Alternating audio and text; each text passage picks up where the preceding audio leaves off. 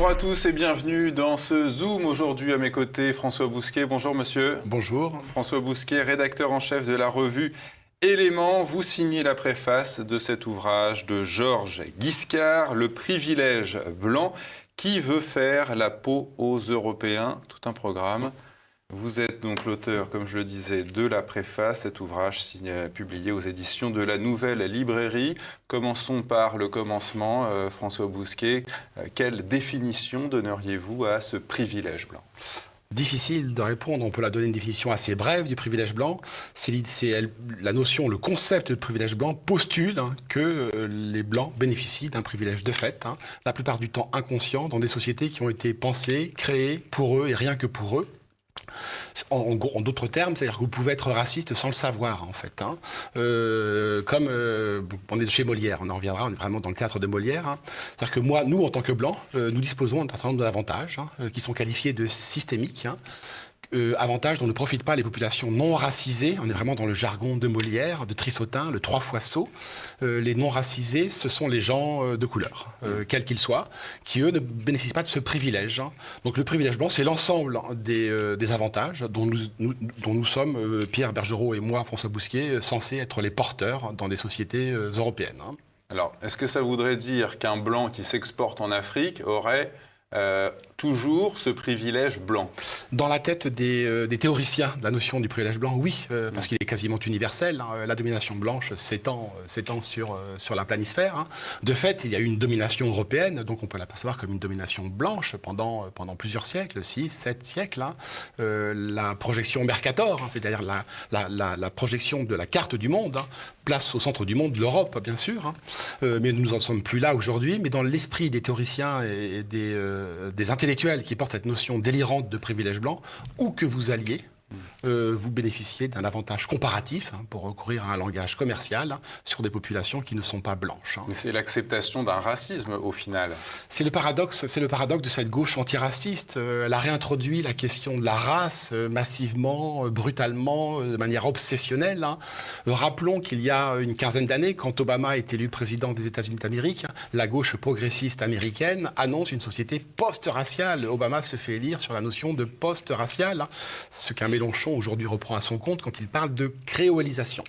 Mais non, ça ne s'est pas passé comme ça depuis une dizaine d'années. En fait, à la suite des émeutes depuis 2013-2014, des émeutes de Ferguson, avec le mouvement Black Lives Matter, donc BLM, cette notion de privilège blanc qui a été portée, qui a été incubée par l'université américaine, mais qui ne sortait pas des campus, qui ne sortait pas des cercles savants et universitaires, a progressivement gagné le corps social. Biden l'a mise à l'ordre du jour et elle a traversé l'Atlantique après la mort de George Floyd en 2020, ce qui fait que peu de gens en France étaient au courant de cette notion de privilège blanc et de tous les délires de la déconstruction qui a colonisé, vampirisé l'université américaine. Eh bien, depuis un an, le grand public, en tout cas les grands médias, les médias centraux, pour parler français, recourent de manière régulière à cette notion de privilège blanc, jusqu'à Emmanuel Macron. Pour répondre à votre question, Emmanuel Macron a dit il y a quelques mois qu'il avait été élu président de la République, parce qu'il était porteur d'un privilège blanc. Il avait lui-même dit, rappelez-vous, à l'occasion du plan Borloo, il y a quelques années de cela, que Borloo et lui étaient deux mâles blancs, censés être porteurs d'un privilège. Mais il n'a pas voulu laisser sa place à un président qui serait, lui, d'une autre couleur que la sienne. Non, en aucun cas. C'est comme tous les gens qui sont pour la parité, tous les garçons, tous les journalistes qui sont pour la parité, mais pas sur leur plateau. Oui, c'est vrai que dans les rédactions de Libération, on a vu des photos de la couleur. Ah oui, la diversité n'existe pas. Ouais. Mais pour autant, ça les obsède. Cela étant dit, cette question du privilège blanc, et c'est ça qui est alarmant aussi pour nous, c'est qu'elle est défendue par énormément de blancs. Donc ces blancs-là, on pourrait leur reprocher d'être dominés par une forme de haine de soi, de haine de leur propre univers culturel, parce qu'il y a beaucoup de blancs. Les grands théoriciens du privilège blanc aux États-Unis, qui viennent de la gauche marxiste américaine, sont tous blancs. Et le concepteur de ce privilège blanc, communiste américain, Theodore W. Allen, en 1975. Voilà, c'est tout l'objet, enfin c'est un des objets, parce qu'il n'y a pas que ça dans le livre de Georges Guiscard, mais il se livre à une généalogie, c'est-à-dire qu'il remonte 50 ans en arrière, et il essaye de voir quels sont les éléments intellectuels qui vont nourrir ce projet du privilège blanc, cette pensée du privilège blanc, et de fait, c'est porté par la gauche marxiste américaine. Alors évidemment, c'est un marxisme très particulier aux États-Unis. Le marxisme américain n'est pas focalisé sur les questions de classe, c'est-à-dire qu'il n'y a pas des pauvres et des riches. Eux, ils sont focalisés sur les questions minoritaires. Hein. Donc leur obsession, c'est la minorité, en particulier la minorité noire. Hein. Donc ce sont des marxistes matinés de ce qu'on a appelé la French Theory. Donc tous les grands délires qui ont contaminé l'université dans le monde, parce que vous le retrouvez au Japon, en Amérique latine, tout ça est parti de France, rappelons-le. En partie, la French Theory est inspirée des constructeurs français qui sont partis sur les campus où ils avaient des salaires de ministres. Foucault, Derrida, Deleuze, etc. Voilà. Et donc c'est un pot pourri, cette notion de privilège blanc, qui est à l'intersection donc du marxisme, de ce qu'on a appelé la théorie critique et de la déconstruction. Plus globalement, disons que ce sont des destructeurs, porteurs de haine de soi. Georges Giscard fait remarquer que les Blancs auraient formé donc des sociétés qui leur ressemblent. Les Noirs n'ont-ils pas fait de même en Afrique ? Non, c'est l'évidence, la palissade. Monsieur de la Palisse, vous avez raison. C'est que les sociétés africaines ont été conçues par des Noirs, pour des Noirs. On n'imagine pas des Blancs s'inviter au festival panafricain de Ouagadougou pour dire que, messieurs, il y a ici un privilège noir, veillez à la parité blanche. Où sont les Blancs ? Où sont les Blancs Donc c'est l'énorme paradoxe, c'est qu'on nous reproche d'être des sociétés blanches, et nous le sommes jusqu'à preuve du contraire, pendant encore 20 ans, 30 ans, 40 ans, le temps que le travail démographique fasse son œuvre, sauf si évidemment nous en inversons les projections. Mais nous sommes une société blanche, une société européenne, conçue par des ancêtres qui nous ressemblaient. Pourquoi ce sont les Blancs, l'auteur le souligne dans son ouvrage, qui sont accusés d'être les inventeurs du racisme ? Je pense que l'auteur le dit à la toute fin de son livre, Georges Giscard. Je crois que une des clés d'interprétation de cette notion de privilège blanc, c'est un ressentiment. C'est la question de Nietzsche. Nietzsche a beaucoup travaillé sur le ressentiment, pour expliquer qu'il a fait une généalogie de la morale sur cette question du ressentiment. Je crois qu'il y a un immense ressentiment pour ce qu'a été ce privilège européen, pas blanc, parce que nous ne sommes pas seulement définis par la génétique, nous sommes définis aussi par la culture. Hein. Ce qu'a été ce privilège européen, je l'évoquais avec la projection Mercator, donc l'Europe est au cœur des représentations topographiques, géographiques, planisphériques, de la façon dont nous concevons le monde depuis 5 à 6 siècles. Hein. Et de fait, l'Europe est entrée en déclin depuis soit à partir de 1914, soit après 1945, ou alors de la Grande Guerre européenne, 14-45. L'Europe sur le déclin, et bien aujourd'hui, se ligue contre elle, associée aux Blancs, se ligue contre elle des populations qui font valoir une forme de ressentiment. Moi, je crois que ça n'est pas forcément le privilège d'une couleur, du blanc, c'est plutôt le privilège des Européens, parce que entre le Finlandais et le Sicilien, il y a quand même une petite différence de carnation. Oui, certes. Pour autant, il y a des grands ensembles. Alors, c'est des grands phénotypes raciaux. On ne va pas rentrer dans le débat. C'est un débat scientifique. Mais disons que l'essentiel dans la question raciale, ce n'est pas tant de savoir si les races existent ou pas. Il y a débat aujourd'hui, et il semblerait que les scientifiques tranchent en faveur de la notion de race, mais ça n'est pas mon problème en tant que journaliste, disons. Moi, ce qui est important pour moi, c'est les races imaginaires. C'est que nous croyons aux races. Nous, humains, nous croyons aux races. Nous sommes des animaux sociaux. Nous allons vers l'autre qui nous ressemble. Donc il y a des groupes qui se réunissent. Les Blancs ont tendance à aller avec les Blancs, les Noirs ont tendance à aller avec les Noirs, les riches avec les riches. C'est ainsi. Les pauvres avec les pauvres. Les cochons avec les cochons. Les chevaux avec les chevaux. Donc, peu importe de savoir si ça existe, nous y croyons. L'essentiel, ce sont les croyances et les représentations en cette matière-là. Alors, il explique que ces communautés ethniques pourraient être victimes d'un racisme, que ce racisme pourra être conscient ou pas. Comment est-ce qu'on peut être victime sans le savoir ? C'est tout le tour de force de cette notion du privilège blanc, puisque les privilèges blancs, c'est un ensemble d'avantages. La plupart de ces avantages sont des avantages inconscients, sont des avantages symboliques, non pas réels. Donc ça nous permet d'élargir indéfiniment la catégorie du racisme et de reprocher aux blancs d'être de manière systémique, c'est-à-dire de manière organique, d'être racistes. Même les gens qui se disent progressistes, même les gens qui se disent antiracistes, sont de fait, en tant que porteurs de ce privilège, sont de fait racistes. Ce privilège, quelque part, passe par la réussite. Comment ces minorités ethniques perçoivent-elles en leur sein les individus qui ont réussi ? Alors oui, il est évident que derrière, il y a un enjeu de pouvoir, c'est l'évidence. Est-ce que Barack Obama s'en est pris plein la figure lorsqu'il a été élu ? Vous êtes un noir qui a réussi, vous n'êtes plus noir. Oui, enfin, sauf que ça, c'est l'inverse qui s'est produit. C'est qu'il n'a plus été que noir. Hein, et c'est comme ça qu'il a été célébré. Ça n'est même pas en tant que président métis qu'il a été célébré. C'est en tant qu'afro-américain. Comment cette question-là est perçue de manière de plus en plus gratifiante, si je puis dire, hein, puisque, je le dis, c'est une lutte pour le pouvoir. Hein. C'est une lutte pour la puissance. Hein. Plus encore, hein, c'est une lutte pour la reconnaissance. Hein. Désormais, pour être reconnu, il faut appartenir, il faut pointer, comme dans un syndicat, comme dans un syndic, il faut pointer dans une minorité.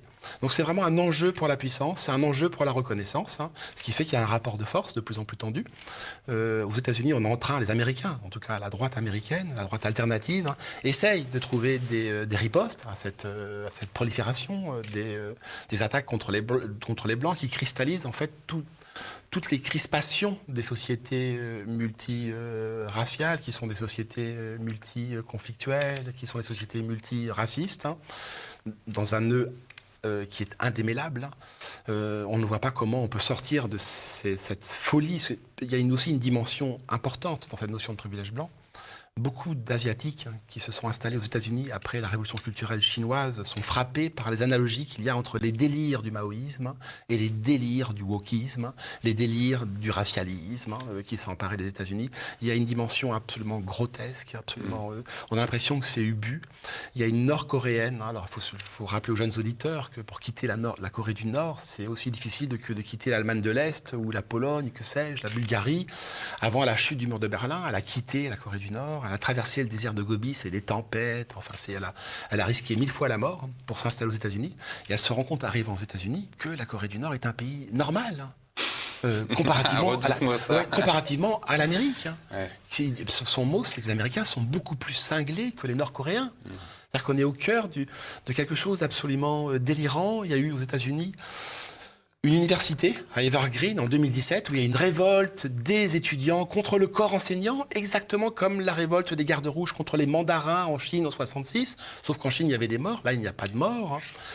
À l'occasion d'une journée d'absence, hein, à l'époque des droits civiques, les Noirs prenaient une journée d'absence pour montrer à quel point ils étaient importants. Nous ne sommes pas là, vous voyez à quel point notre rôle de professeur, de femme de ménage, de régisseur est important. Eh bien, cette université, qui est très progressiste, très libérale au sens américain du terme, a voulu imposer une journée d'absence aux Blancs. Il y a un professeur progressiste qui a refusé. Ça a entraîné, mais c'est la révolte du Burundi. C'est la révolté du Burundi. Ça a entraîné une révolte absolument sidérante par des jeunes gens de 18 à 20 ans. On se serait cru dans le théâtre d'Ubu. C'est complètement ubuesque. Hein. Les professeurs blancs n'avaient pas le droit de regarder dans les yeux les étudiants noirs, n'avaient pas le droit de faire des signes de la main, parce qu'un signe de la main, c'est une micro-agression. Grande idée également de ce privilège blanc. On va en parler après. C'est quoi là? Il y a des micro-agressions sur des personnalités qui sont hypersensibles. Hein, puisque si je regarde dans les yeux, je fais des gestes comme ça, c'est que par définition, je suis raciste. Hein, et vous avez l'autorité et vous me soumettez. Voilà. Mais simplement, les professeurs baissaient les yeux. Les professeurs ont été enfermés de ce collège d'Evergreen, collège d'État, ont été enfermés par les élèves toute une journée durant, à travers du plexiglas. Hein. On était au zoo, les élèves tournaient autour d'eux en faisant des grimaces, leur interdisaient d'aller aux toilettes. Hein. C'est voilà où nous conduisent ces délires. Hein, c'est quoi la solution des antiracistes pour résoudre en France le problème des discriminations? C'est quoi? C'est une pigmentation de la peau de tous les Blancs? Ils sont piégés. Les antiracistes sont piégés. La gauche est complètement déchirée. La gauche s'est déchirée, entre autres, sur cette question des minorités, qui est au cœur des choix des socialistes et des communistes depuis 30 à 40 ans, sauf que ça a volé en éclats depuis une dizaine d'années, sinon même une quinzaine d'années. Vous avez une gauche qui s'est racialisée. C'est les insoumis en France. Hein. Même si Mélenchon parle de créolisation, de fait, hein, son parti, sa structure militante, son mouvement plutôt, c'est racialisé. Il y a toute une gauche antiraciste. Surtout après 2017. Après sa campagne, il a aboli sa campagne, mais depuis 5 ans, depuis 4 ans, il est obsédé par les indigènes, obsédé par les décoloniaux. Et donc, il y a ce choix-là qui s'est fait. Et puis, ça s'est fracturé également. Il y a une gauche antiraciste, plutôt républicaine, qui se définit, enfin, qui affiche un républicanisme, un universalisme, et qui, de fait, Pascal Bruckner est un archétype de ça. Aujourd'hui, il est quasi éditorialiste du Figaro. Bruckner en question, il vient de la gauche, cette gauche antiraciste. Ils sont piégés. On a une montée aux extrêmes, mais c'est normal. On a créé une société, on s'imaginait que les sociétés multiraciales étaient des sociétés pacifiées, sans conflit. Le Brésil, l'Afrique du Sud, ouais, tout marche bien là-bas. Voilà, ce sont par définition le Liban, mais l'ex-Yougoslavie. Alors que nous sommes en Europe, la querelle est religieuse, hein, elle n'est pas ethnique en réalité, elle est religieuse. Hein. Eh bien, ça ne marche pas.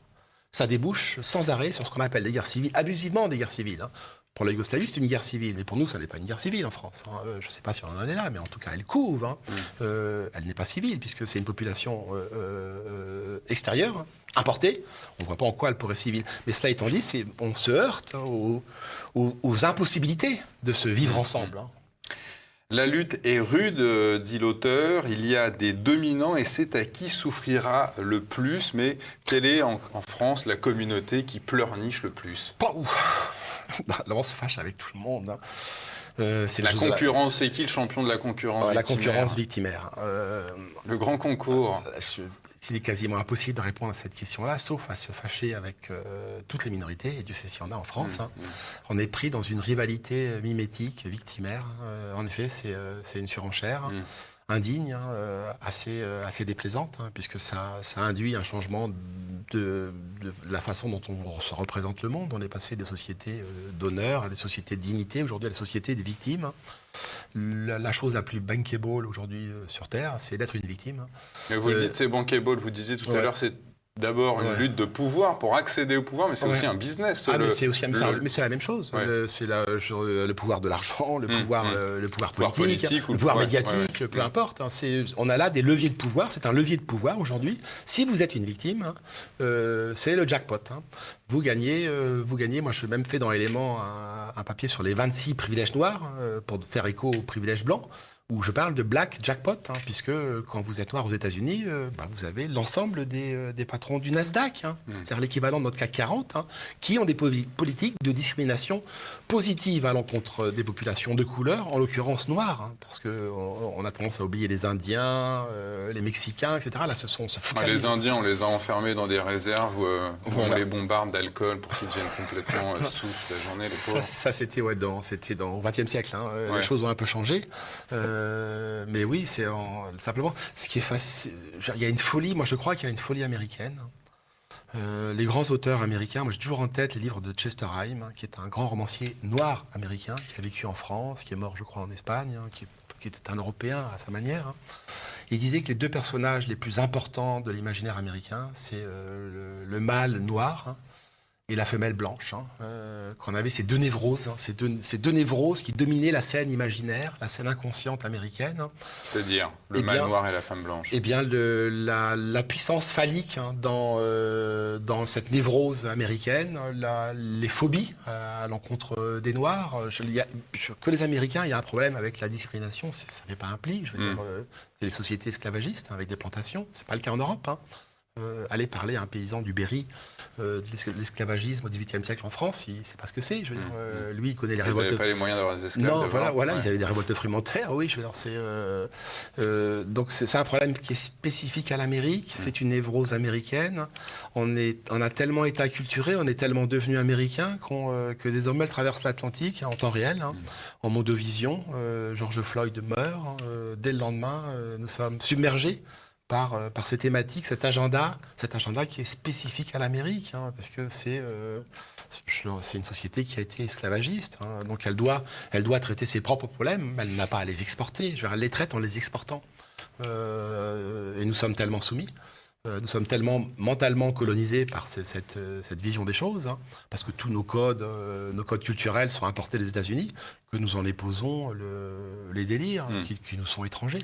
Alors, les antiracistes ont su trouver des alliés, notamment les féministes. Comment cette mouvance féministe, néo-féministe, est-elle venue ajouter de l'eau au moulin de la théorie du privilège blanc? Ça a été un fantastique accélérateur. Quand je citais Chester Himes, je pensais à ça. C'était les luttes intersectionnelles. Hein. C'est-à-dire que vous cumulez des handicaps, des discriminations. Si vous êtes femme, vous êtes discriminé. Si vous êtes femme noire, vous êtes 2 fois discriminé. Si vous êtes femme noire obèse, 3 fois. Si vous êtes femme noire obèse et handicapé 4 fois, c'est indéfini. Le coup d'accélérateur, cette notion de privilège blanc, a vraiment été donné par une féministe, Peggy McIntosh. Giscard s'attarde longuement sur ce sujet-là. Elle a défini 26 privilèges, une cinquantaine au final, mais dans le papier qui a été beaucoup lu et qui a eu un écho médiatique considérable. Elle pointe 26 privilèges blancs en tant que blanche, ce qu'elle ne veut pas voir, Peggy McIntosh. C'est là où c'est un leurre. C'est que de fait, elle a des privilèges, mais comme Macron. Ouais. Si vous voulez, Macron nous dit qu'il est élu parce que sur la base d'un privilège blanc. Non, Emmanuel Macron, vous n'avez pas été élu sur cette base-là. Vous avez été élu parce que vous êtes porteur d'un privilège de classe, parce que vous appartenez à une élite, parce que vous avez fait partie de la commission Attali. Pour toutes ces raisons conjuguées, vous avez été banquier chez Rothschild. Pour toutes ces raisons conjuguées, vous étiez en quartier au PS, que sais-je. Vous avez été élu président. C'est en tant qu'élite, en tant qu'oligarchie, que vous avez été élu président. Est-ce que ces blancs, qu'ils soient hommes ou femmes, sont à l'abri de ce délire ?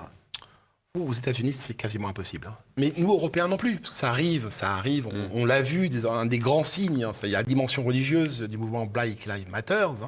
On le voit un peu en Belgique, mais surtout en Angleterre, en Europe.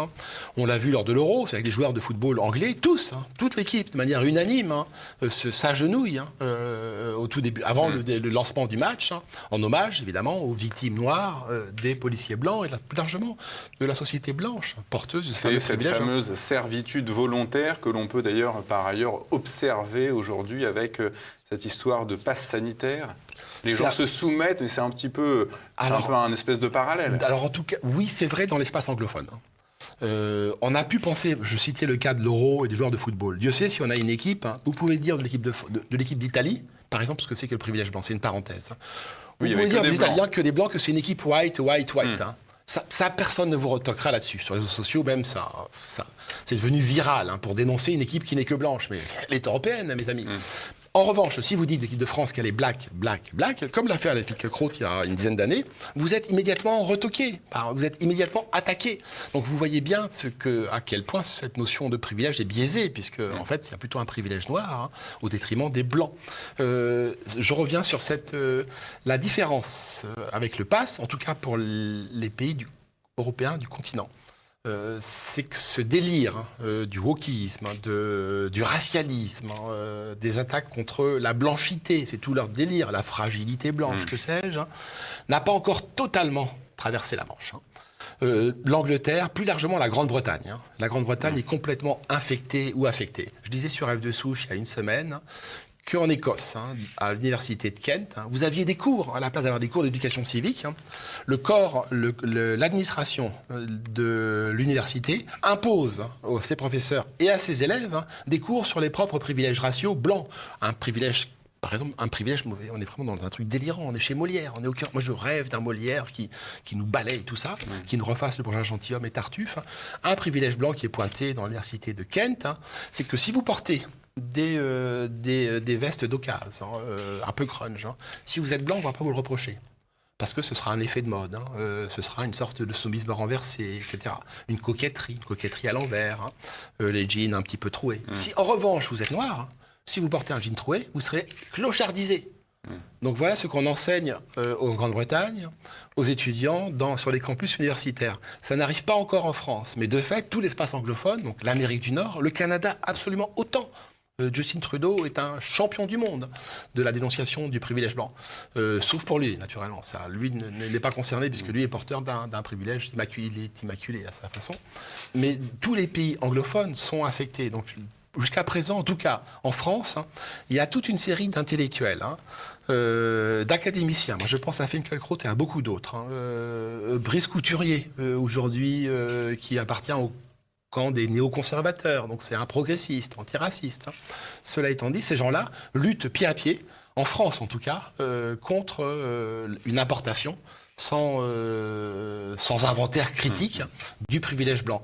Donc en France, il y a encore, et peut-être que même on gagne un petit peu en vigueur, il y a des réflexes de défense intellectuelle contre la colonisation des esprits par ce privilège blanc.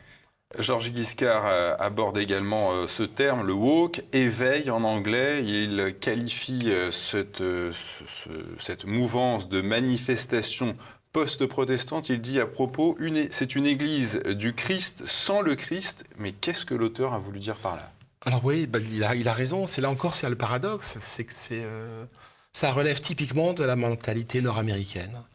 Il y a des travaux, il y a pas mal de travaux d'universitaires critiques contre le woke. Donc c'est dans l'argot afro-américain, c'est éveillé, réveillé, qui disent que il y a une dimension religieuse qui est caractéristique des États-Unis. Il y a un fond puritain. Il y a des travaux de Joseph Bottoum, qui est un universitaire américain, qui dit que c'est un protestantisme sans la foi. Mais on est au cœur de l'Amérique. L'Amérique s'est constituée sur l'idée que l'Europe, c'est Babylone, que l'Amérique, c'est Jérusalem. Les pèlerins, les premiers pèlerins en Nouvelle-Angleterre sont obsédés par la pensée calviniste. La pensée calviniste, c'est la théorie de la double prédestination. C'est-à-dire que quoi que vous fassiez, Pierre Bergerot, vous serez soit élu, soit damné. Mais vous n'avez pas de possibilité d'échapper à cette assignation. Vous êtes prédestiné. Donc il y a, on est en train de, la pensée woke, recycle, pour ainsi dire, ce fond puritain, calviniste, 18e, les grands réveils religieux. L'Amérique est scandée depuis 200 ans, depuis le milieu du 18e siècle, parce qu'on appelle les grandes périodes d'éveil. Donc ce sont des grandes périodes d'éveil puritain, évangélique, pentecôtiste. Jusqu'à aujourd'hui. Aujourd'hui, ce sont des gens qui n'ont plus la foi, mais qui reproduisent le schéma mental, l'univers mental du puritain. C'est-à-dire, le monde se sépare en deux, entre les gentils et les méchants. Vous appartenez au camp des méchants. En tant que tel, vous êtes voué aux gémonies. Et pour terminer, Georges Giscard cite Édouard Louis, je le cite, « La liberté d'expression, c'est connaître les questions que l'on peut poser, les questions que l'on ne peut pas poser. Qui fixe les limites de la liberté d'expression ?» Eh bien, c'est Édouard Louis, les woke, les minorités. C'est eux qui déplacent le curseur de l'interdit aujourd'hui, qui contrôlent le champ de la production de la parole autorisée. Ceux qui disent ça c'est autorisé, ça ne l'est pas. Taisez-vous, ils nous coupent d'un clic le micro sur les réseaux sociaux, sur les chaînes YouTube. TV Liberté, on connaît bien. Voilà, donc c'est eux qui maîtrisent, c'est l'essentiel. Moi j'avais fait un bouquin Courage sur le sujet, pardonnez-moi de me citer. C'est l'essentiel, pour détenir les cœurs et les esprits, c'est contrôler l'interdit, la production de l'interdit ou de l'autorisé, la parole autorisée. La parole autorisée, c'est eux aujourd'hui, mais enfin, le bouquin de Giscard est un livre pionnier. C'est un phénomène tout récent, en tout cas chez nous, ce privilège blanc. Je pense que c'est le premier livre sur le sujet. Il est très important parce qu'il est très, très, très documenté. C'est tous les jours, c'est un nouveau délire qui arrive. Il n'est pas possible qu'on ne mette pas un terme à cet emballement fou des esprits. Ça devient tellement irrationnel, ça devient tellement ubuesque, tellement surréaliste. C'est à la fois le théâtre de Jarry et le mouvement Dada. On est chez les fous. Les psychiatres, ils disent quoi? On se pince. Il n'y a pas des psychiatres qui pourraient se réunir pour... Si, mais les psys s'intéressent à ce phénomène de wokisme. Parce que cette victimisation, comment une victime trouve le sens de la vie en se disant « je suis une victime éternelle ». C'est un imposteur. La victime est un imposteur. C'est ce que disent les psys américains, en tout cas les psys conservateurs, parce qu'ils sont intéressés au profil de la victime. Il n'y a que des CSP+, même dans les minorités. Il n'y a pas de noirs pauvres qui se définissent en tant que victimes. Bah oui, ils n'ont pas le temps, ils bossent. Voilà, ils travaillent. Il n'y a pas de blanc qui se définit pauvre en tant que victime. C'est quelqu'un qui a été, dont les parents ont un certain capital financier, ont un gros capital culturel. C'est fascinant, les études. Il y a beaucoup d'études de psy, et qui montrent que dans ces familles-là, on surprotège l'enfant. On le surprotège. Dans les milieux populaires, l'enfant roi. L'enfant roi, et puis surtout, l'enfant fait toujours appel à un arbitrage extérieur. L'adulte, le parent, le maître. Dans le milieu woke, c'est ça, le profil psychologique étudié. Alors que dans les catégories populaires, eh bien l'arbitrage se fait dans la cour d'école, à coup de poing, à coup de jeu de billes, à coup de match de football. Donc les enfants se régulent d'eux-mêmes. Tandis que dans cet univers, dans le profil psychologique du woke, les parents ont tellement surprotégé l'enfant. L'enfant ne supporte plus, comme vous le disiez tout à l'heure, les micro-agressions. Voilà, les micro-agressions. Est devenu hypersensible. Ce qui fait qu'aux États-Unis, les woke, donc les minorités, mais il y a beaucoup de blancs là-dedans, en définitive. Donc le mot minorité, ça implique même plus, n'a plus lieu d'être. Dans cet univers délirant, vous avez beaucoup de gens qui, sans arrêt, font appel à un arbitrage de l'administration, de l'université, pour censurer tel ou tel qui est censé avoir commis un dérapage. Alors que le dérapage, ça n'est jamais que... La délation, le signalement. Ouais, voilà. Le privilège blanc de Georges Giscard. Qui veut faire la peau aux Européens? Nos téléspectateurs qui pourront retrouver cet ouvrage sur la boutique officielle de TV Liberté. François Bousquet, merci d'être venu. Pierre.